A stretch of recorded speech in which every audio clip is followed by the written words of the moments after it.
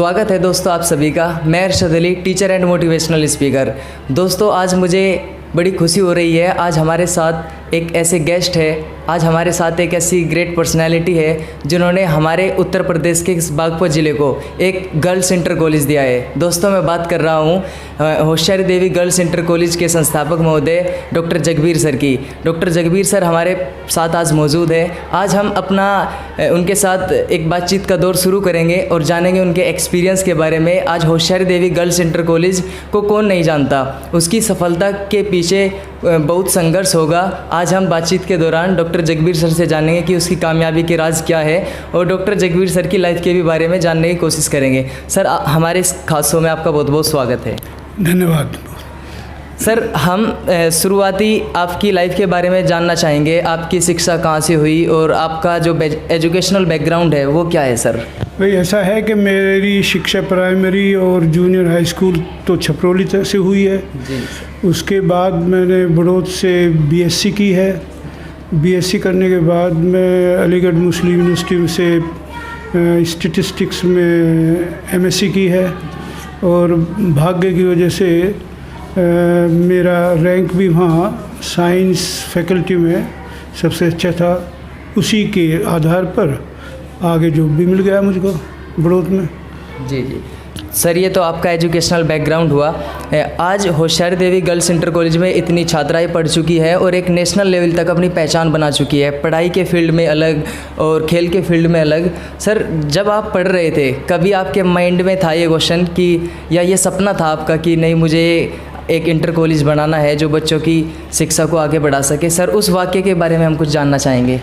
ये एहसास तो काफ़ी दिनों बाद हुआ कि कुछ ऐसा काम किया जाए जिससे कि लड़कियों का देहात में, रूरल एरिया में अच्छा प्रोग्रेस का उनको मौका मिले। मैंने एमएससी की तो 2 साल के लिए मैं जनता वैदिक कॉलेज बड़ौद में लेक्चरर था और वहाँ से मैं निकल कर के पीएचडी के लिए अमेरिका पहुँच गया। खुशकिस्मती से मुझे स्कॉलरशिप मिल गई थी, पहुंच गया, नहीं तो जाने की कोई बात ही नहीं थी। वहाँ से मैंने पीएचडी की और फिर जो है वहाँ जॉब किया। 15 साल तक जॉब किया एज ए प्रोफेसर। फिर आभास हुआ कि अब तो काफ़ी कुछ भगवान ने दिया है, तो अपने देहात के लिए, अपने रूरल एरिया में लड़कियों के लिए मैं क्या कर सकता हूँ। उसी भावना से इस संस्था का उद्घाटन हुआ। जी सर, हम कुछ परिवार के बारे में जानना चाहेंगे कि कई तरह की परेशानियां होती है जब बच्चा पढ़ता है, कुछ पारिवारिक स्थिति होती है। आपके साथ किस तरह की स्थिति थी, किस तरह का पारिवारिक सहयोग आपके साथ था? परिवार का सहयोग तो हमेशा से ही बहुत अच्छा रहा है। मेरी अपनी कमी थी कि मैं थोड़ा लापरवाह था पढ़ने में। उद्देश्य पूरा करने का निश्चय नहीं बनाया था। बीएससी के बाद जब मुझे एडमिशन मिलने में, स्टैटिस्टिक्स में एडमिशन मिलने में परेशानी हुई, तब मुझे ये एहसास हुआ कि अपने ही बलबूते से सब कुछ होना है, किसी और से मेरा काम नहीं चलेगा। कोई और मेरी सहायता करने वाला अगर चाहे भी नहीं कर पाएगा। तो वहाँ से मैं एक दूसरा अध्याय लेकर अपनी ज़िंदगी का चला हूँ। तब से मुझे अपने ऊपर विश्वास भी ज़्यादा रहा है और पता चला है कि अपने ही काम से, अपनी ही मेहनत से सब कुछ मिलना है, अगर मिलना है तो। जी वाकई सर, बड़ी अच्छी बात कही आपने कि अपनी ही मेहनत से सब कुछ होता है।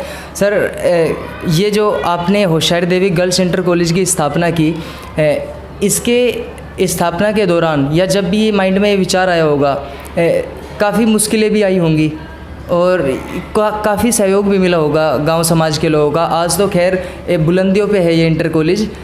उन परेशानियों के बारे में कुछ बताना चाहेंगे? परेशानी तो भाई हर एक काम के लिए, कोई भी काम आप करना चाहें, कोई भी, हर चीज़ में परेशानी तो थोड़ी बहुत होगी। उसको देख करके अगर आप पीछे हट गए तो जो भी करना चाहोगे वो कभी हो नहीं पाएगा। हाँ, परेशानियाँ रही हैं। गांव की पॉलिटिक्स भी काम में आई है, ज़मीन के मिलने में भी परेशानी हुई है। कुछ लोगों ने फ़ायदा उठाना भी चाहा है, लेकिन ये सब चीज़ तो जो है किसी भी प्रोजेक्ट में हुआ करती है। अंत में तो सफलता मिली है, इसका भी सहयोग गांव के और इलाके के देहात के लोगों का की वजह से है, जिन्होंने साथ दिया इसके स्कूल बनाने में। जी वाकई सर, आपने बड़ा अच्छा जवाब दिया। सर, बच्चों की रुचि खेल में आजकल बहुत ज़्यादा है और मैंने इस स्कूल के बच्चों का काफ़ी न्यूज़पेपर में भी नाम सुना है, मीडिया में छाए रहते हैं यहाँ इस स्कूल के बच्चे। तो सर, खेल में किस तरीके से बच्चों को बढ़ावा देना चाहिए, क्योंकि सभी बच्चे तो पढ़ाई में अच्छे नहीं हो सकते, कुछ बच्चे एक्स्ट्रा ऑर्डिनरी होते हैं, किसी फील्ड के होते हैं। उन बच्चों के लिए क्या सलाह देना चाहेंगे जो थोड़े कमज़ोर है पढ़ाई के नज़रिए से?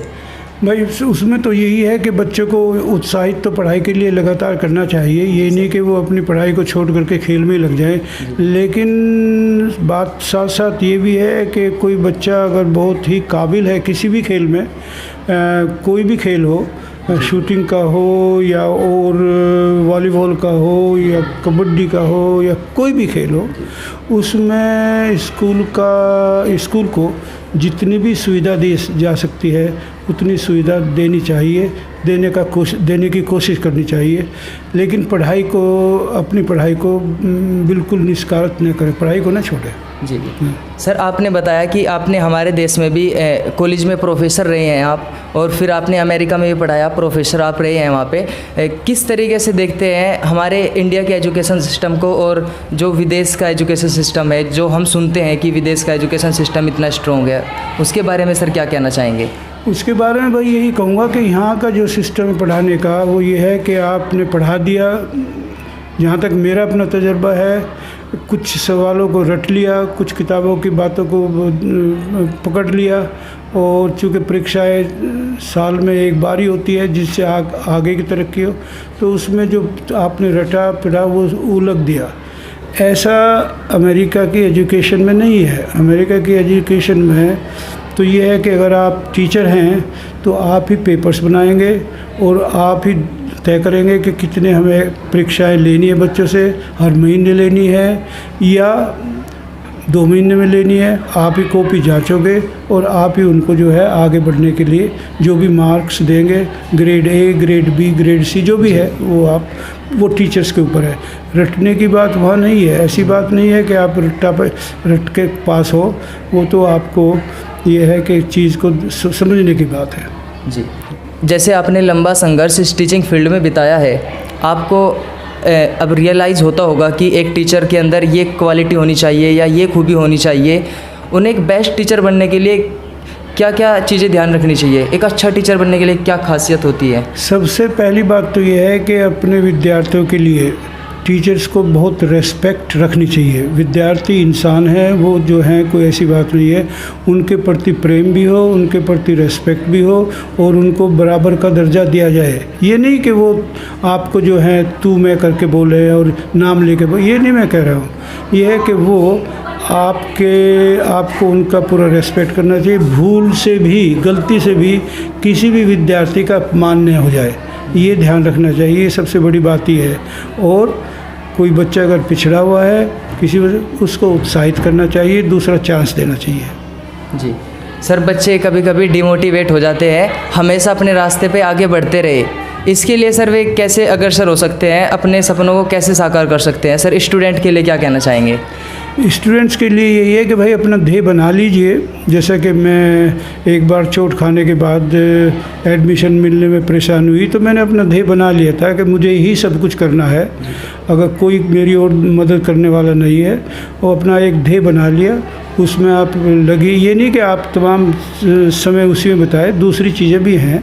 हेल्थ भी आपके लिए इम्पोर्टेंट है, दोस्त भी रखना इम्पोर्टेंट है, लेकिन आपका एक उद्देश्य है, उस उद्देश्य को कभी अपने नज़रअंदाज न रखें, उस पर आप लगे रहें। और कोई किसी से बात करके, अपने टीचर से, कोई बुज़ुर्ग हो, उनसे आप सलाह ले सकते हैं। जी दोस्तों, मैं आपको बताना चाहूँगा कि डॉक्टर जगबीर सर इंडिया में लगभग 1-2 साल में आते हैं और अपने डेली रूटीन लाइफ में बड़ा बिजी रहते हैं। इन्होंने हमारे लिए वक्त निकाला, ये हमारे लिए बड़े फ़ख्र की बात है। सर, आपका बहुत बहुत धन्यवाद। भाई थोड़ा संशोधन मैं आपकी बात में कर दूं अगर इजाज़त हो। जी सर, जी बिल्कुल। ऐसा है भाई, मैं साल में कम से कम 3 बार तो आता हूँ। जी जी सर। हाँ, 1-2 साल में 3 बार आता हूँ और यही मेरा आकर्षण है कि आऊँ यहाँ, स्कूल को देखूँ, बच्चों से मिलूँ, उनसे मुझे खुशी होती है। जी जी सर। और ये जो संस्था है ये मेरी नहीं है, जी ये संस्था सारे देहात की है। मुझे अगर कोई ये कहेगा कि ये संस्था मेरी है या मैंने बना दी है, मेरे पे थोड़ा जोर पड़ता है उसका। ये तो अपनी खुशी के लिए जो भी कदम उठाया था वो उसका नतीजा है। जी, बहुत बहुत धन्यवाद सर।